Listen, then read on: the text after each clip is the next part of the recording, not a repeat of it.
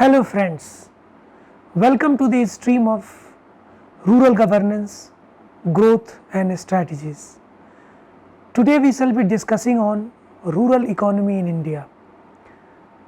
The Indian villages have undergone significant changes, particularly since independence. The caste system is not confined to Jajmani based social and economic relations. The fact that Jajmani system itself has gone down due to increased contact with towns and the introduction of technological devices in agriculture. The market economy has shattered the traditional arrangements. As a result, the economic scene today is different in village due to education, migration and changes in cropping patterns, electrification, irrigation and contact with towns and cities. The traditional pattern of lending has been replaced by alternative channels of borrowing money. Due to intense demand for wages, their wage rate has also been revised.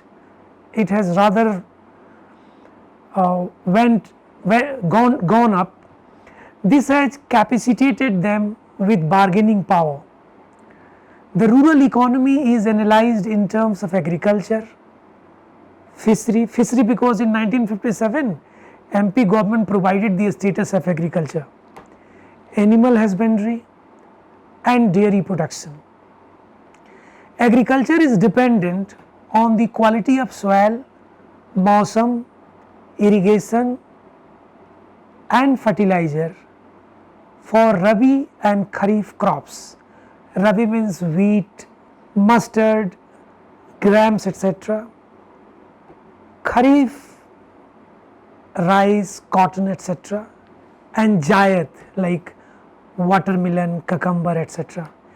Above all, in common parlance, the market price of agricultural produce decide the mode and conduction of rural economy. Animal husbandry also contributes to the revenue of village economy.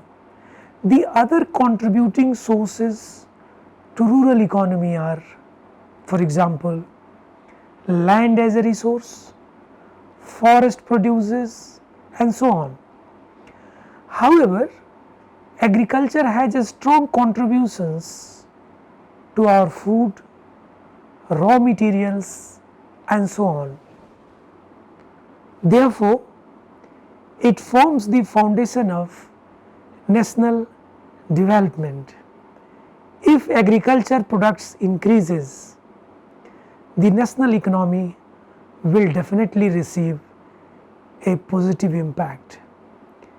It has been found that only the agriculture sector has produced an economic surplus over the cost of production and therefore it played a strategic role in economic development.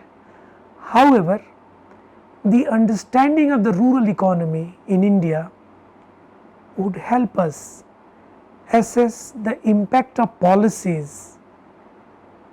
Sometimes I also refer them as treatment strategies on agriculture, production, GDP and livestock. The rural economy comprises two sectors.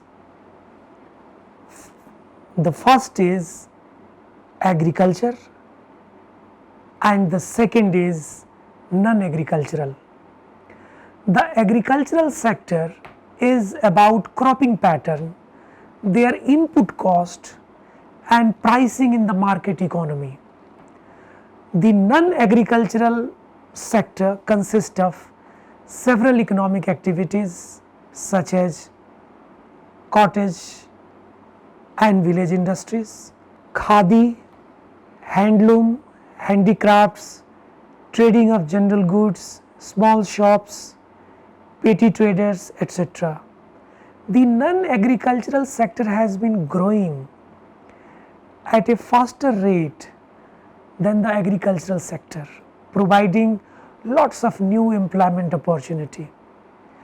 The linkages between rural non-agricultural and agricultural subsectors are critical for rural development.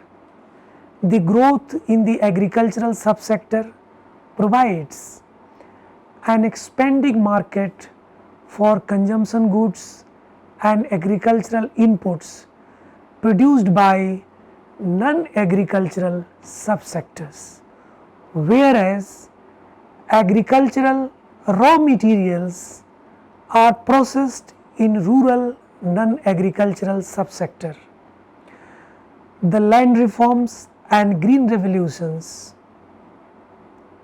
have changed the socio-economic conditions of intermediary caste such as Reddys, Jats, Ahirs and Kurmis. With the help of policy intervention, research and development initiatives for improving production, productivity, biosecurity and profitability, disseminating technology etc. are of course all set to support agriculture sector. The existing low input production system has been refined through enhancing productivity, income and improve the socio-economic status of a small and marginal livestock producers, farmers, women and other elite producers. The setting up of self-supporting financial viable technologically friendly medium and large commercial units and linking with processing and value chain system have also given a boost to the rural economy. Conservation and genetic improvements of indigenous breeds of livestock and poultry and conservation of animal biodiversity also aims at arranging resources for rural economy. The several festivals of India held abroad in 1980 have created an international market for traditional Indian arts and crafts. Animal husbandry, dairying and fishery sectors play an important role in the rural economy, helping improvement in the socio-economic conditions of the people of countryside. These sectors also play a significant role in supplementing family incomes and generating gainful employment in the rural areas, particularly among landless laborers, small and marginal farmers and women, besides providing cheap nutritional food to millions of people. Livestock is the best insurance against the vagaries of nature like drought, famine and other natural calamities. The employment insensitive growth in rural areas warrants a special attention towards the non-farm sectors, particularly manufacturing and service sectors, to provide productive employment to the rising population and labor force leaving agriculture. Contrary to common perception, the evidences placed is that there has been defeminization of the rural workforce. About 1/3 of the entire reduction in female labor force get engaged in educational activities, while rest of them confine themselves in the household activities. Increasing enrollment for education is a desirable trend in terms of improvement in their education level and skills. It is puzzling to note that the females